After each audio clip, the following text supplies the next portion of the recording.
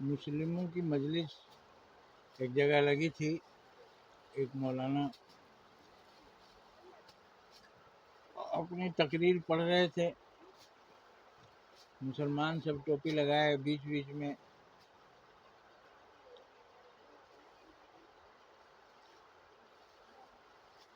سمرتھن دے رہے تھے، آوازیں لگا رہے تھے.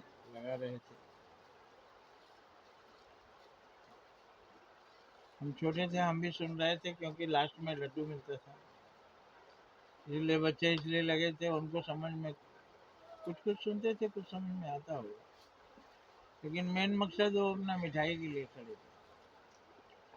لیکن ایک تقریر مجھے اس سمے کی آج بھی یاد ہے،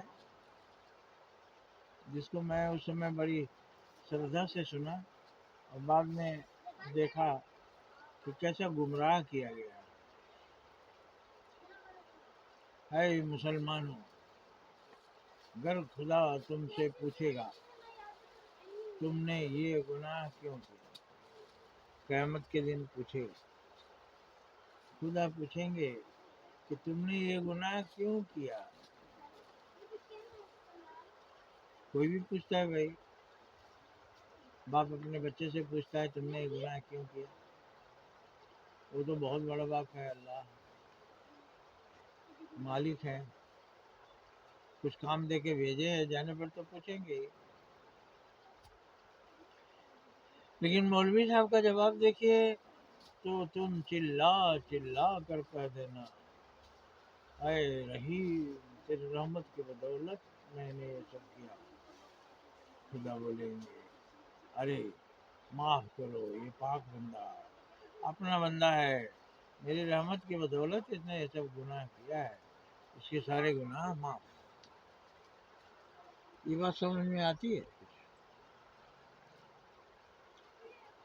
یہ قرآن کے آیتوں کا کس طرح سے درپیوگ کر رہے ہیں، کس طرح سے غلط ارتھ بتا رہے ہیں. خدا گناہ کبھی معاف نہیں کرتا، معاف کرتا ہے اگر توبہ کرو، پھر نہیں کرو گے تو معاف بھی کر دیتا ہے. یہی بات عیسائیت میں بھی ہے.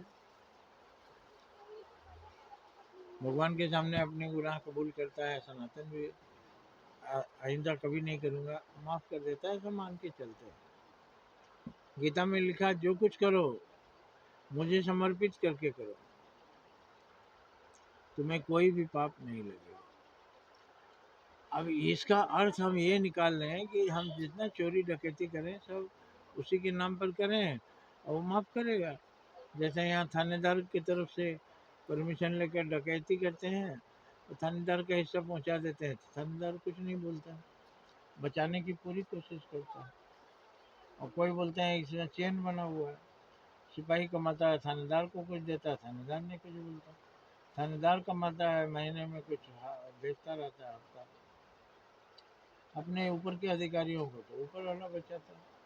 تو اس طرح سب جگہ چین بنا ہوا ادھیکاریوں کو، لوٹو بانٹو، لوٹو بانٹو، لوٹو کھاؤ، لوٹو مارو.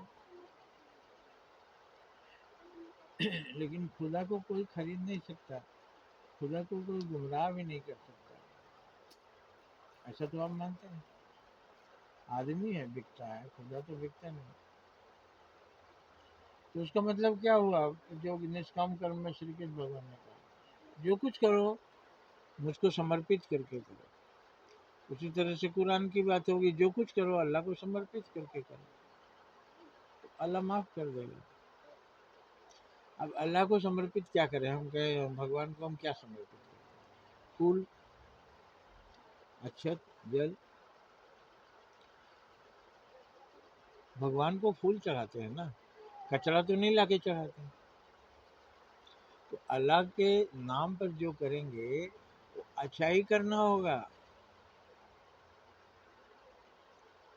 اللہ کبھی گناہ کرنے کا پرمیشن نہیں دیتا.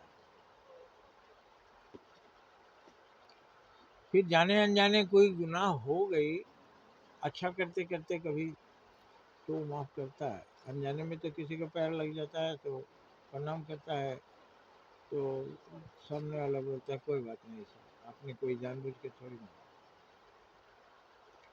تو اسی طرح سے بھگوان ہے، اللہ ہیں، گاڈ ہیں، ان کو سمرپت کر کے جو کام کریں گے وہ اچھا ہی کام ہوگا، کیونکہ آپ اللہ کو کیا گندا کپڑا چڑھائیں گے کہ صاف کپڑا؟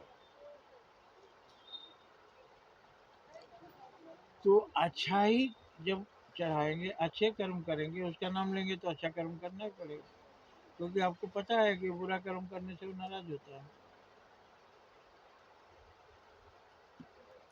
تو یہی نشکام کرم کو سمجھایا گیا ہے، لیکن ایسا نہیں ہے کہ ہم عدالت میں جائیں، جج بولے تم نے یہ خون کیوں کیا، تو بولیں گے ہے جج تیری ججی کے بدولت میں نے یہ خون کیا، جج بولے گا اپنا آدمی لگتا ہے، اس کو معاف کرو، باعزت بری کرو۔ ایسا ہوتا ہے کیا؟ نیچے والا جج تو گھوس کھاتا ہے، اوپر والا جج گھوس نہیں کھاتا ہے۔ تو اس میں بھی یہی بات ہو گئی کہ اللہ کو سمرپت کر کے نیک کام کرو، پھر تمہیں کوئی پاپ ہی نہیں لگے گا، وہ اپنے درگاہ میں جگہ دے گا، اپنی گود میں جگہ دے گا، اپنے چادر کے نیچے جگہ دے گا۔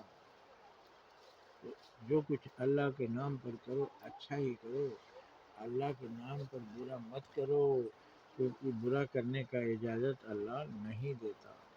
جے ہند جے بھارت۔